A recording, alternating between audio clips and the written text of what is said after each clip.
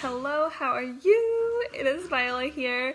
I hope you're having a really amazing day, whatever time of the day it is for you. I am wanting to share a little bit more something personal today, a little bit of my story because it's been on my mind a lot. Like, I don't know if everyone thinks like this, but I get very philosophical in my head, and I often think why I am the way that I am. And there's many things that I mean by this, but particularly I often question around why I am the way I am when it comes to being so incredibly passionate about my own belief in myself and like really just believing myself so hardcore about, that I can do anything that I want to do with my life and really having that passion for other people as well. And so I was reflecting on this and I just wanted to share because I thought it was interesting. I thought it would give you guys a little bit more insight into why I am the way that I am and why I also work the way that I work, because I work in quite a, what would you call it? I just need to move my phone because my laptop, it's like leaning against my laptop as a stand, but it's like spazzing out. It doesn't like the phone being against it for whatever reason. So I say hello if you're popping on as well. I would really appreciate if you let me know if you're joining me and where you're joining from, and if we've never met before, make sure you say hi so we can become friends. And friends obviously will always comment, but if you don't know me and this is the first time you're catching me live, by the way, hi.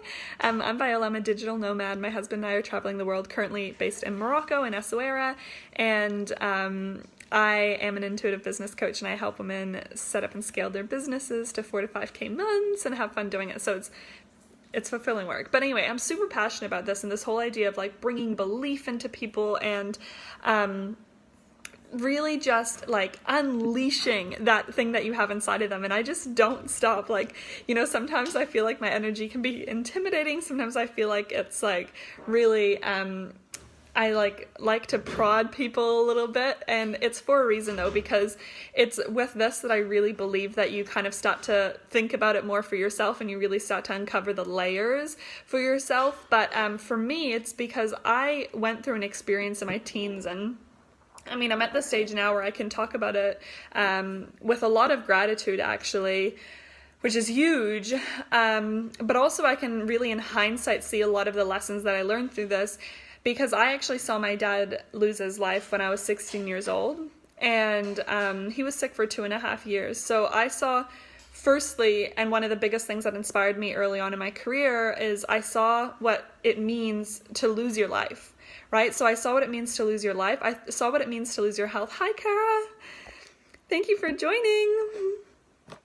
I saw what it means to lose your life, your health, and have that possibility of the one day, of the I'll do this eventually, of I'd love to do this one day, or, when I'm this, I'll do that. When I had that... My podcast got approved. Oh, yay! Oh my gosh, my husband's podcast just got approved, so that's awesome. Limitless podcast, go check it out. But back to what I was talking about, I really saw that opportunity being taken away from someone, and that terrified me. So when I was younger though, like the first inspiration that I ever had from that was like, I do not want to lose my health, and I don't want anyone that I love to lose their health, right? And I didn't know this at the time because I was only young. It was between when I was 14 to 16. But when I hear my mom's side of the story, it always like, oh my gosh, like it really, really gets to me, because when my mom was 35 and my dad was still alive at the time. My dad died when he was 45, which is super young. I feel like that's only a third of another lifetime for me. So, well, half of my lifetime again, whatever. It's like crazy how young that is. And at 35 though, my mom and my dad thought they had like life sorted. They like bought this amazing house on 20 acres of land in this beautiful place in Canada. They had like a garden. We like thought it was going to be our childhood home forever. And we just loved it so much. But then through like a series of circumstances, my dad got diagnosed with cancer. And everything went out the door. Like anything that they had set up for their financial future or for their anything got thrown out the window, because we like ended up having to sell the house. We ended up having to pay like hundreds of thousands of dollars, I don't know the exact amount, but a lot of money into all of the medical expenses and, doing everything that we could to keep him alive. And at the end, we came out of it when he passed away in a way worse position than we were before, 10 years prior. And so my mom, firstly, for her, it was this whole new thing of holy shit, I thought my whole life was set up and now it's not anymore.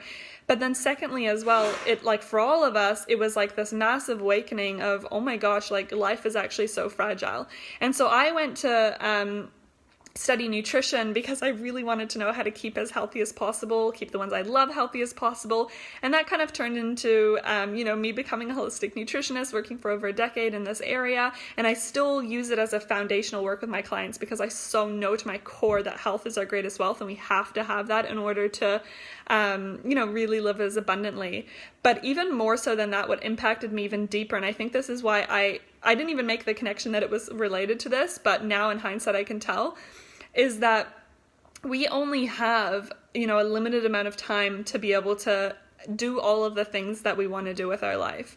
And when I think back of things that, my dad was an entrepreneur, he was a musician, and there's, so many would-haves, there was so many things he wished he could have done, and of course, timing and age had a lot to do with that because he was so young, but then at the same time, it's there's so much that he probably could have done had he really had that belief in himself and the access to being able to learn all of these amazing things. Hi, Ankara, it's so nice to see you on. So this fires me up to my core. You have no freaking idea how passionate I get about this. And when I say you have magic inside of you, you can do it. You don't need to wait for anything in order to get the things done. It layers through me on so many levels because it's not only something that I say because it sounds fancy and I'm you can do anything. It's no, I fucking know you can do anything. And I want you to believe it as strongly as I can see it for you. I think that's one of the most incredible, but yet also frustrating things about being a coach and working with people in this environment is that so often for your clients, you can see so easily how everything fits together, right? For the girls in the Soulful Business Academy, this is so huge right now because they're all in the kind of the setup stage of the business and it's all exciting. But a lot of them are feeling oh my gosh, I don't know how this fits together as a business, and they're feeling overwhelmed by it. But from my perspective, I'm oh my gosh, this is amazing. It's so beautiful. It's all you need to do is tie the bow and it's ready to go. And so, that's why we hire coaches, is so they can kind of show us what we can't see. Because if we could see everything already, we probably wouldn't need coaches. Hi, Carol. But this is what I mean. Is one of the frustrating things about being a coach, at least with clients, they're wanting to move past that, which is amazing. But it's so many people out there, they can't see all the magic that is available for them. They can't even see their own value and their own magic. And it freaking breaks my heart that people go through their whole life and they wake up when they're 50, 60, 70, 80, 90, if they have the gift of living a life that long, and they're what have I done with my life? They look back and the memories that they have are, there might be nice family members and there might be nice vacations, but they have so many memories where in the moment they could have chosen courage and they could have tried something. They're not sitting there one day wondering, what if I did this differently? And the gift of hindsight is that we can always look back and think like that. But how about, what if we acted in the moment how we'd want to look back on our life at this time, right? If we imagined ourselves in the future and we thought, how would I want to look back at this moment in the future? Would you want to look back and be I did it, I was so brave, it didn't work out, but that's fine, or it worked out even better than I expected, and that's why my life's so amazing? Is that how you want to look back? Or do you want to look back and only see memories of yourself hesitating and doubting yourself and not loving yourself and not being available to the extent that you could be for your loved ones, right? So I'm getting so worked up about this, but I'm so passionate about it. I can't even handle it. And then not only that, the other really cool thing is that when I look into all the woo stuff that I'm into, human design and astrology and all these things, there's so many clues as well in my actual design that I'm literally how I'm designed is to always see the best in people. And sometimes that can be to my detriment because I really, really do honestly care more about other people's success than they want it for themselves sometimes. And it's you have to kind of meet in the middle there where they want it just as much as you want it for them. But I'm designed that way. I'm designed to see the best in people. And I'm also designed to be able to give people the energy and the vision and this insight into that. And through that, I sometimes have to be a little bit provocative in the way that I say things, right? Like I have to make you a little bit uncomfortable and call you out on your stuff and be in that energy of just holding you accountable, because that is the energy that magic happens. That's where change happens, right? Like, I don't know if you've heard the quote, getting comfortable with being uncomfortable, but that is probably your best friend quote if you are wanting to create more impact or success. And it doesn't mean that right now it's scary and then one day it's not going to be scary anymore. It means that right now it's scary and you act anyway and you grow, and then you're introduced to your new level of uncomfortable and you move into that. Like every level is uncomfortable to some extent, right? But you get so used to it and you love it because you see the benefits and you see how it not only impacts your life, like you feel so much more fulfillment, you feel so good, and you develop that self-belief and you're just like, I can do anything, and it's like not cheesy anymore, it's like totally heartfelt. And then this is inspiring the relationships in your life. You know, you're connecting with people deeper because you know yourself deeper, right? You're loving people more because you love yourself more. Oh, it's just so amazing. It's so beautiful. And so, so this is why I hold space like this. This is why I'm so, as much as I can, like I feel like I'm always stepping into a higher level of this myself, but I try to show up fully the way that I am. I used to be so scared of showing up too big or too positive or too loud or talk too fast or any of these things because I was like, oh, people are going to judge me and I'm going to be too much for people. But it's actually in this level of too much, right? Which is like the uncomfortable level for me sometimes to show up in when it comes to things like social media. That's actually where the magic is. That's where my soul clients need me. That's where I need the transformation as well. And that's where all of the amazingness and all of the growth is going to take place. So I always practice what I preach as well. Like I really, really do, because I'm a student of life, as cheesy as that sounds, but I really feel like I'm never ever going to stop learning. And yeah, I'm not even really sure the whole point of exactly why I wanted to share this, but I just had this inspiration to share, because if you've ever doubted yourself on your journey, or you've ever had that kind of that feeling of like, I should be doing more, I want to be doing more, I feel like there is more that I could bring into my life and that could create more fulfillment for me on a deeper level, then I just like have to share the message with you that you can do it. And you can find people to hold you accountable, and don't be afraid to move into those uncomfortable spaces. And people like, even like friends of mine or like people who've told me their goals, they know, like, and I even sometimes feel uncomfortable with it because like that people tell me their goals, and then I'll be like, oh, like a few months later I'll be like, how's it going? My sister is like the perfect example of this, and I don't even ever mean to coach her, because I don't feel like we're supposed to be the coach or the healer for our loved ones unless they ask us to be. But like I'm just generally having conversation. I'm like, oh, what are you up to? Like, what are your plans? And she's like, oh, I'm gonna get a job, and I'm gonna, I'm thinking of doing this, and I'm thinking of doing that.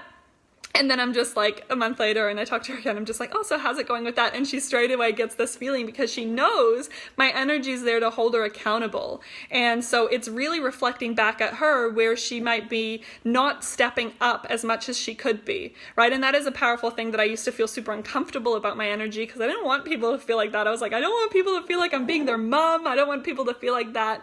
But now that it's kind of like I use it in the right places, that's where the power is.